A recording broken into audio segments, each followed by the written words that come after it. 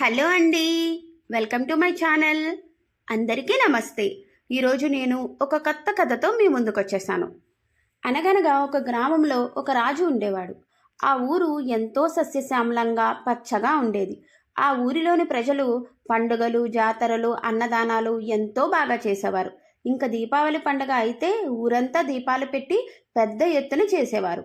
ఆ ఊరి రాజు ఎంతో మంచితనంతో ప్రజలని కన్నబిడ్డల్లా చూసుకుంటాడు. కానీ 2-3 సంవత్సరాల నుంచి పంటలు పండక, వర్షాలు కురవక ప్రజలందరూ ఎంతో ఇబ్బంది పడుతూ ఉండేవారు. కానీ ప్రజలందరూ అలవాటు ప్రకారం పూజలకి, జాతరలకు, అన్నదానాలకు అప్పు చేసి మరీ ఘనంగా చేసేవారు. దీపావళి పండగ వస్తే ఇల్లంతా దీపాలు పెట్టేవారు, ఊరంతా దీపాలు పెట్టేవారు. డబ్బు ఉన్నవాళ్ళు పర్వాలేదు, డబ్బు లేని వాళ్ళు ఉన్నవి అమ్ముకొని అప్పు చేసి మరీ పండుగ చేసేవారు. దానితో రాజుగారు ఆలోచించి ఒక నిర్ణయం తీసుకుంటారు. వర్షాలు పడి మళ్ళీ పంటలు పండి మీరు అందరూ చేసిన అప్పులు తీరిన తర్వాతే మన ఊరిలో పండుగలు, జాతరలు, అన్నదానాలు చేద్దాం. అప్పటిదాకా మీరు ఏ పండుగలు, జాతరలు చేయడం కుదరదు. ఇది రాజుగా నా నిర్ణయం అని చెబుతారు. అప్పటి నుండి ప్రజలు పండుగలు చేయడం అన్నీ తగ్గించేశారు.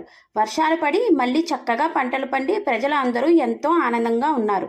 కానీ పండుగలకు డబ్బు ఖర్చు పెట్టడం వేస్ట్ అనుకొని జాతరలు, అన్నదానాలు పూర్తిగా మానేశారు. 2 దీపావళి పండుగలు వచ్చి వెళ్ళాయి. కానీ ప్రజలు దీపాలకి నూనె ఖర్చు ఎందుకు అని దీపాలు వెలిగించి పెట్టేవారు కాదు. దానితో రాజుగారు ఆలోచించి ఒక నిర్ణయం తీసుకున్నారు. ఈసారి వచ్చే దీపావళికి ఎవరి ఇంటిలో దీపాలు వెలిగించకపోయినా వాళ్ళకి కఠిన దండన విధిస్తాను. డబ్బు లేని వారు కూడా కనీసము 1 దీపము అయినా వెలిగించాలి అని చెప్పారు. దీపము లేకపోతే వాళ్ళకి శిక్ష తప్పదు అని రాజుగారు దండోరా వేయించారు. దీపావళి రానే వచ్చింది. రాజుగారు దీపావళి రోజున మారువేషంలో ఊరంతా తిరుగుతూ ఎవరైనా దీపం పెట్టలేదేమో అని చూస్తూ ఉంటారు.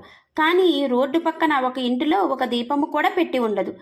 రాజుగారు ఆ ఇంటిని చూసి మర్నాడు ఆ ఇంటిలో ఉన్న వాళ్ళని తీసుకురమ్మని మనుషులని పంపుతాడు. వెళ్ళిన వాళ్ళు ఒక ముసలమ్మని తీసుకుని వస్తారు.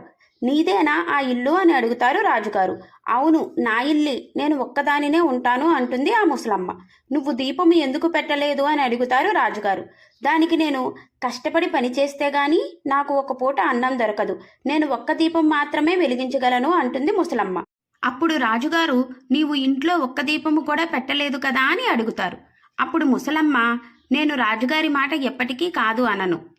నేను 1 దీపము పెట్టాను, కానీ అది నా ఇంటిలో పెట్టలేదు అంటుంది. మరి ఎక్కడ పెట్టావు అని అడుగుతారు రాజుగారు.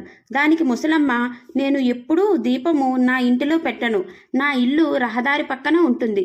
నా ఇంటి ముందు రోడ్డు పైన చాలా పెద్ద గొయ్యి ఉంది. చాలామందికి చీకటిలో ఆ గొయ్యి కనిపించక ఆ గోతిలో అక్కడే పడిపోయేవారు. చాలా పెద్ద పెద్ద దెబ్బలు తగిలేవి. మీకు చెబుదామంటే నేను చాలా పేదదానిని, నన్ను మీ దగ్గరికి రానివ్వరు. అందువలన నేను రోజు రోడ్డు పైన ఉన్న ఆ గొయ్య పక్కన దీపం పెడతాను. కానీ మీరు ప్రతి ఇంటిలో దీపం పెట్టాలి అన్నారు. మీరు ప్రజల కోసం ఎంతో చేస్తారు.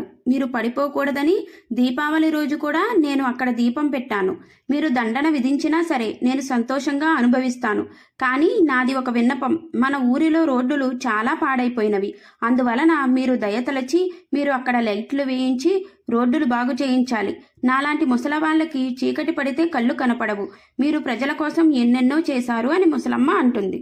దానికి రాజుగారు, మీరు చీకటిలో ఉండి ఎంతో మంది ప్రాణాలు కాపాడారు. మీరు నిజమైన ప్రజారక్షకులు. నన్ను క్షమించండి. నేను ఈ రోజు నుంచి ప్రతి వీధిలో లైట్లు, రోడ్లు వేయిస్తాను. మీరు తల్లిలాంటి వారు. మీలాంటి వాళ్ళందరినీ ఆదుకోలేకపోవచ్చు, కానీ మీరు ఇక్కడే నా దగ్గరే ఉండిపోండి. నేను తెలిసి తెలియక చేసిన తప్పులను సరిదిద్దండి అని రాజుగారు ముసలమ్మ చేతిలో పట్టుకొని అడుగుతారు. థ్యాంక్ యూ ఫర్ వాచింగ్ అండి. Please like, share and subscribe.